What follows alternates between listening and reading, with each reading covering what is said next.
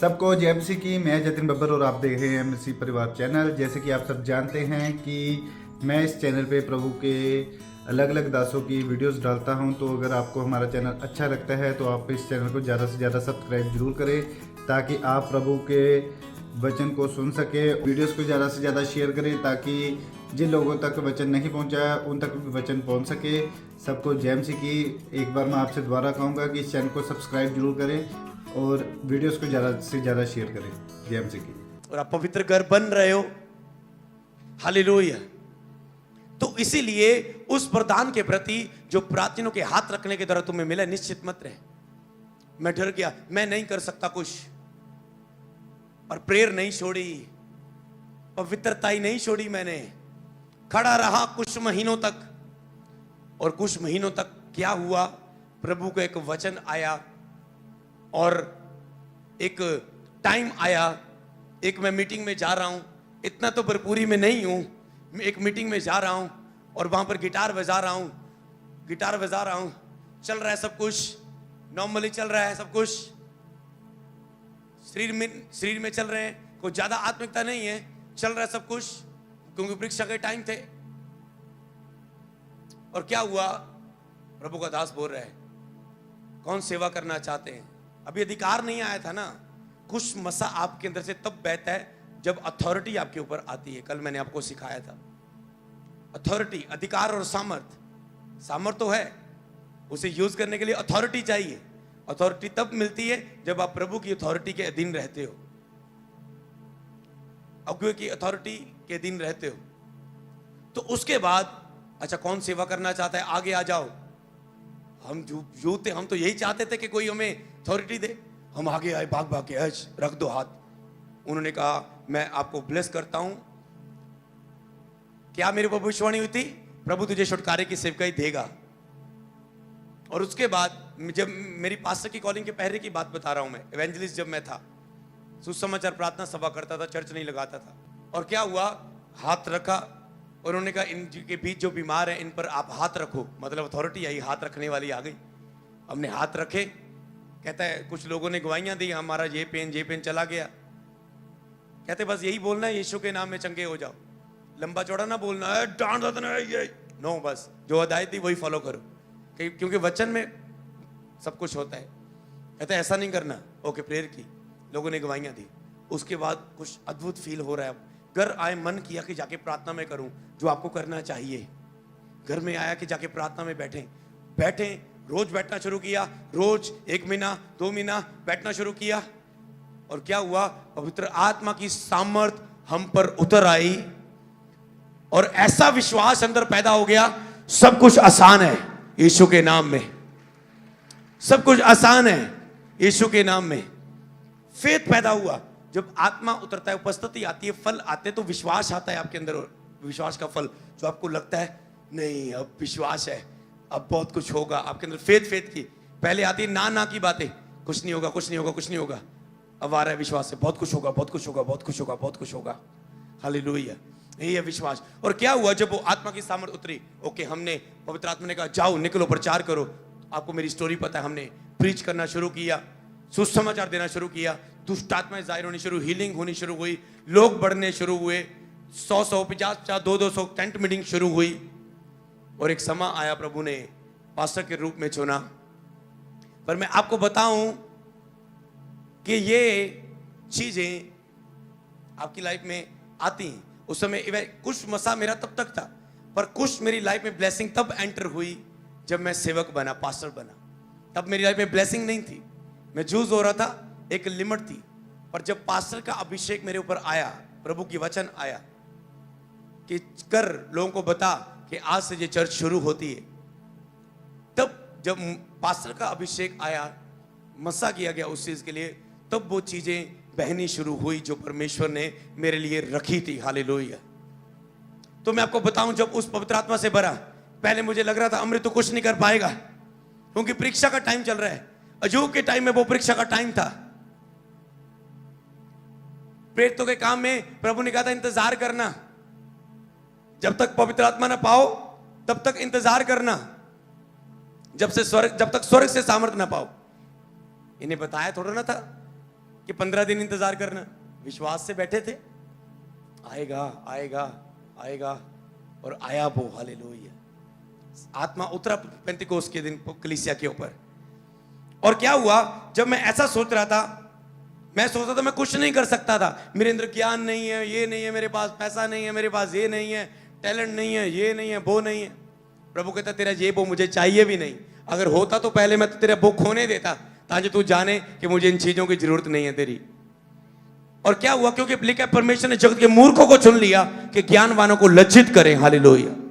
वो मूर्खों को, नीचों को, तुच्छों को, जो कुछ है भी नहीं, लिखा उनको चुन लिया। इसका मतलब प्रभु को आपका कुछ नहीं चाहिए, प्रभु को आपका केवल दिल चाहिए। अगर आप प्यार करते हैं तो इस्तेमाल किए जाओगे।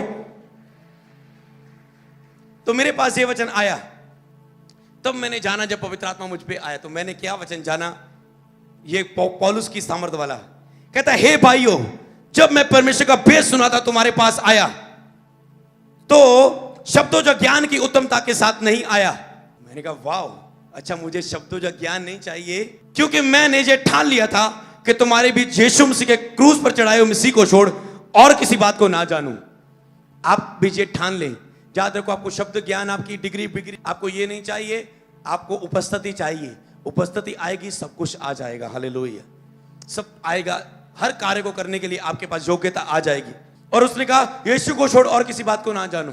मैं जान गया मुझे यीशु का प्रीच करने के लिए चुना है प्रभु ने, मुझे और इधर उधर नहीं भटकना है और बुलाहटों में, मुझे यीशु मसीह का प्रीच करना है।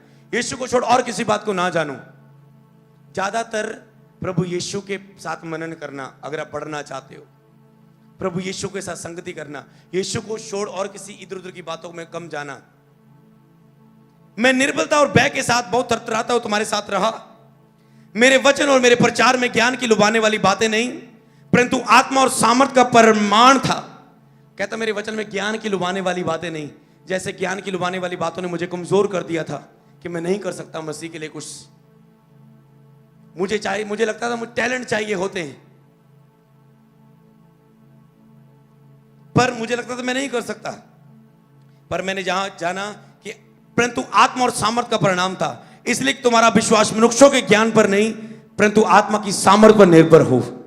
इसलिए तुम्हारा विश्वास ज्ञान पर ना निर्भर रहे, परमेश्वर की सामर्थ पर निर्भर हो। और सामर्थ मिलती है उपस्थिति में, और उपस्थिति में आज आप बैठे और तैयार हो रहे हैं सामर्थ के लिए। हालेलुया।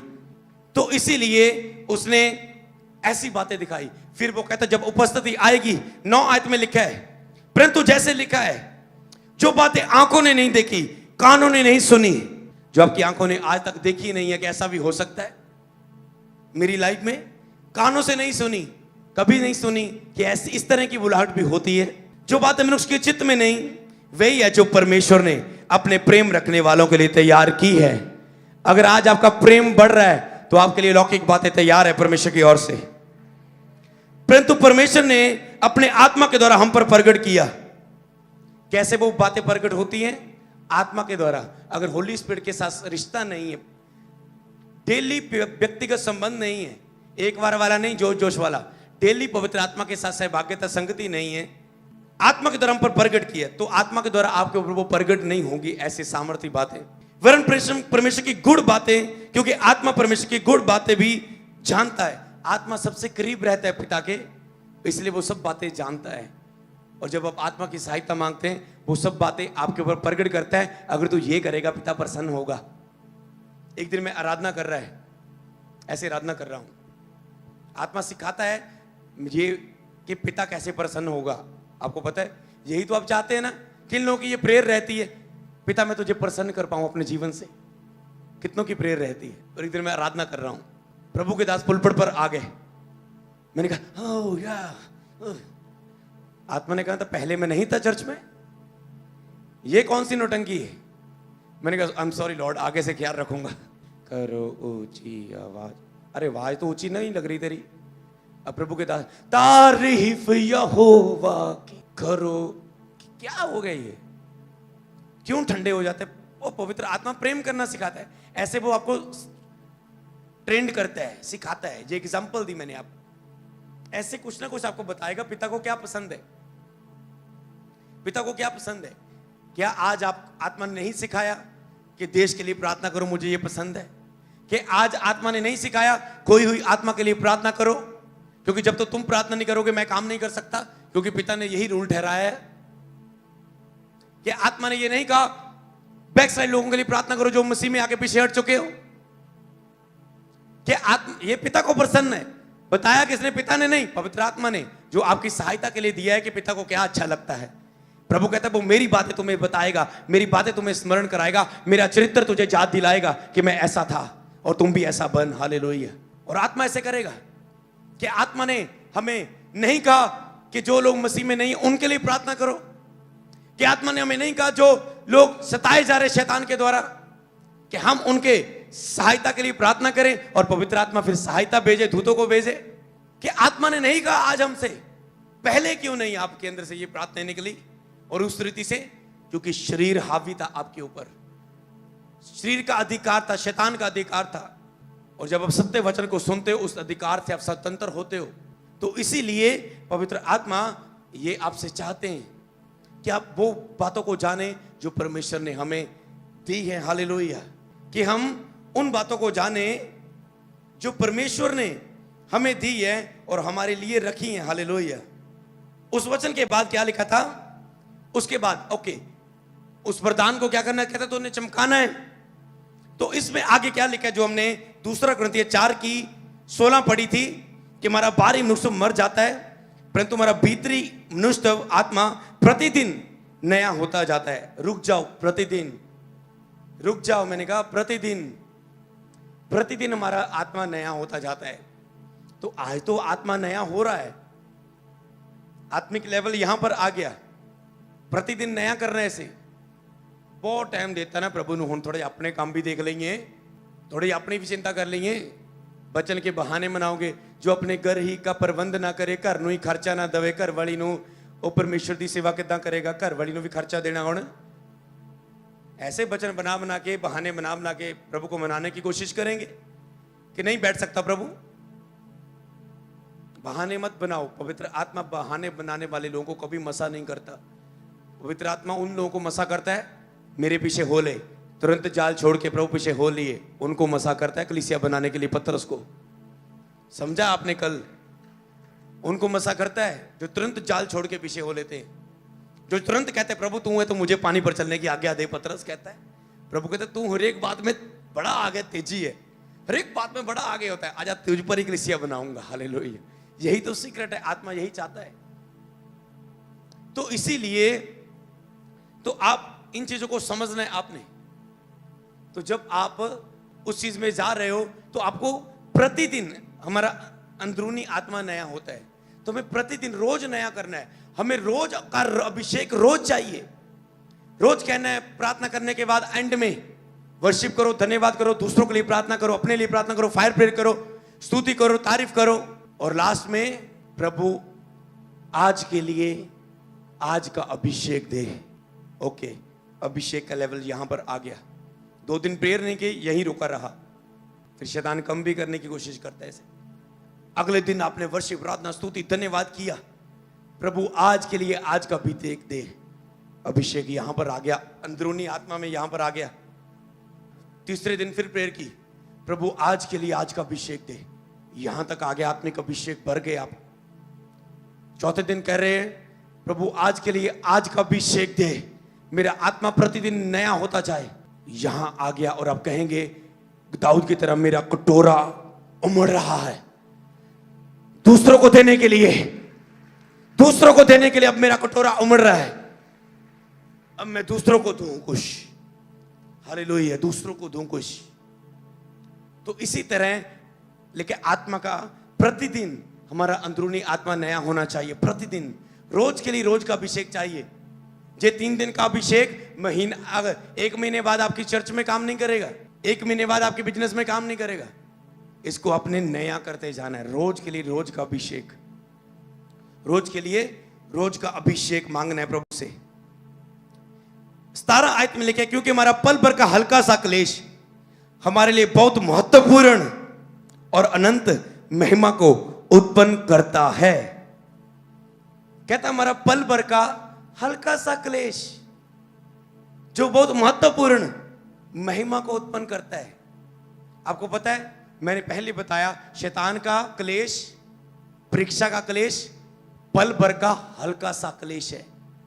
जब आपको कोई शैतान के द्वारा रुकावट आए आगे बढ़ने में, जहां से जाने के बाद, जब यहां से जाने के बाद रुकावट आए, शैतान आपको रुकावट डाले कि हाँ तुझ में ये रुकावट डाले, वो रुकावट डाले, ये क्लेश आए, वो क्लेश आए, ये तंगी आए, ये प्रेशर आए, आप बोले ये पल भर का हल्का सा क्लेश है जो जाने के लिए आया है, जो जाने के लिए आया है।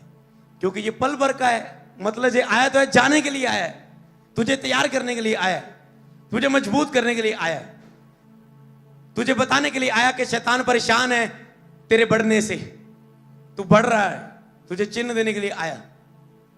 जो पल भर का, बोले ये पल भर का हल्का सा क्लेश है जो महत्वपूर्ण अनंत महिमा को उत्पन्न करता है। क्या लिखे वचन में? जो महत्वपूर्ण मतलब जरूरी, जो बहुत ही महत्वपूर्ण, महत्वपूर्ण नहीं लिखा, बहुत ही महत्वपूर्ण।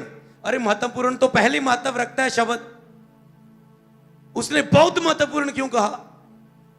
क्योंकि ये परीक्षा के बाद, हल्के से क्लेश के बाद ही उत्पन्न होती है महत्वपूर्ण महिमा, बहुत ही महत्वपूर्ण और अनंत महिमा उत्पन्न करता है। कभी ना मिटने वाली महिमा आपके ऊपर छाया कर जाएगी।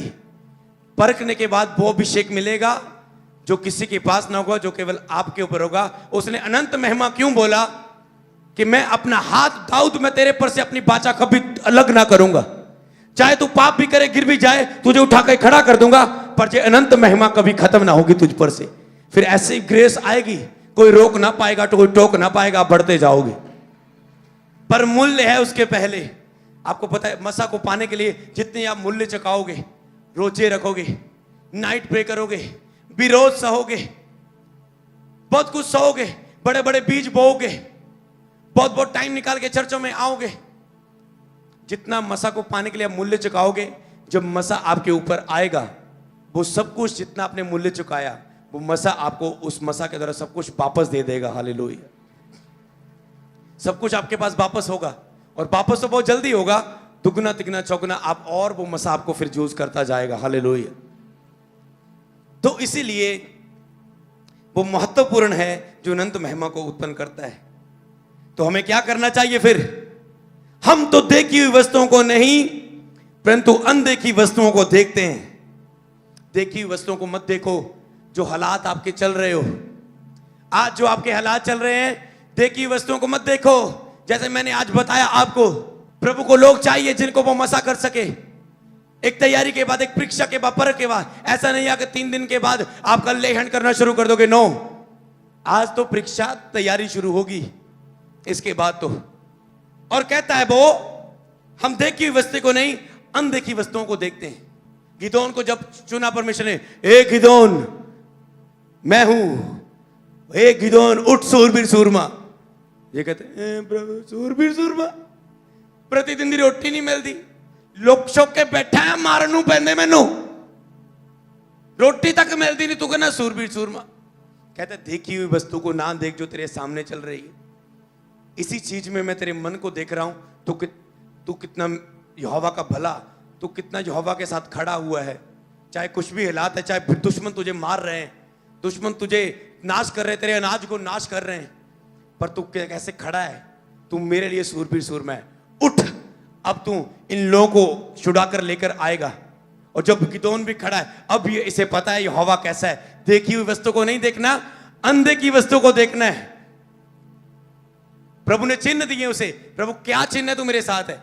अच्छा ये चीज रखो। अच्छा अगर ओस पड़ी, सुबह देखना, चेक करना, इस पे ओस पड़ी होगी। वो चेक करता आके कपड़े को, अच्छा ओस पड़ी है। प्रभु नहीं, एक और परीक्षा लेनी है। क्या विश्वास करो तू मेरे साथ है? अरे मर जाऊंगा, लुट जाऊंगा, बर्बाद हो जाऊंगा, कल्ला चल गया, तू नाल ना होया। क्या चिन्ह है? प्रभु कहते ठीक है, अब क्या कर, ऐसा रख। अब बड़ी औस, मान लो बड़ी औस, वो स्टोरी को हम पढ़ेंगे, बड़ी औस है तो तुझे सूखा मिलेगा। औस चल रही है, धुंध मिल रही है, इसके ऊपर तुझे धुंध नहीं मिलेगी। देख रहा है, अरे सब पास धुंध गिला गिला हुआ है, ये सूखा है, इसके ऊपर नहीं पड़ी। प्रभु मेरे साथ है। अब पता चल रहा है प्रभु मेरे साथ है। देखी वस्तु नहीं, अनदेखी। अब पता लग रहा है अनदेखा परमेश्वर मेरे साथ है। वो अनदेखी प्रेजेंस है आपके साथ रहती, वो अनदेखी हुजूरी आपके साथ है। आप तंगी परेशानियों में कभी मत जज करना परमेश्वर मेरे साथ नहीं है। अगर आप दुख में, प्रेशर में, प्रॉब्लम्स में, ये मत समझना प्रभु आपके साथ नहीं है, क्योंकि उन कष्टों के समय वो आपके साथ ज्यादा होता है, क्योंकि आपको वो तैयार कर रहा है अनंत महिमा के लिए, उस पल भर के हल्के के क्लेश को दूर करने के बाद। यही बाइबल का सीक्रेट है, कोई और शॉर्टकट नहीं है। तो देखी हुई वस्तु को नहीं, अनदेखी वस्तुओं को हम देखते हैं। अनदेखी वस्तुओं को देखना, देखी हुई वस्तुओं को नहीं जो आपको दिख रही है। मैंने भी अनदेखी देखी वस्तु को देख रहा हूं तो मेरे पास कुछ नहीं है, कुछ नहीं, मैं नहीं कर सकता, मैं नहीं कर सकता। और वो अनदेखी वस्तु जब मैंने देखी कि मुझे आत्मा की अगर उपस्थिति मेरे साथ है तो सब कुछ मेरे साथ है। उसके बाद जितने पास्टर्स मैं देख रहा था, ये पास्टर पास्टर पास्टर सब कह रहे हम आपकी अगुवाई लेना चाहते हैं। मेरे पास आते थे, मैं अपनी ऑफिस चेयर से उठ जाता था, भाई जी पास्टर जी बैठो बैठो, नहीं नहीं पास्टर जी, नहीं नहीं पास्टर जी बैठो बैठो बैठो। मैंने कहा नहीं, मैं नहीं बैठ सकता यहाँ पर। कहते नहीं, हम आपके अधीन, हम अपने आपको आपके अधीन करते, क्योंकि हम वो चाहते जो आपके पास है। हालेलुया। इसी तरह यूसुफ को परमेश्वर ने ऊंचा किया था। जिस भाई से नफरत करते थे लोग, यूसुफ के भाई, वही एक दिन अनाज मांगने के लिए आए। जो आज आपके मसीह में प्रभु प्रभु करती रहती, मसीह मसीह करती रहती, उपवास पास रोजे रोजे चर्च चर्च चर्च चर्च, जो आपकी ये जगह के बेइज्जती कर रहे हैं ना, यही एक दिन आपके लिए अनाज मांगने के लिए, प्रार्थना करवाने के लिए आएंगे। यही आपके लिए प्रार्थना करवाने के लिए, मेरे लिए प्रे कर दे भैन, मैं सुनिया हो तू ओदे लिए प्रे की ठीक हो गई, भैन मेरे लिए भी कर दे, भैन बड़ा मैं तेन बुरा भला बोलिया, मैंने माफ कर दे। यही बोलेंगे। क्यों? क्योंकि यूसुफ के साथ भी ऐसा हुआ था। वो ऐसे आपको उठाएगा। हालेलुया।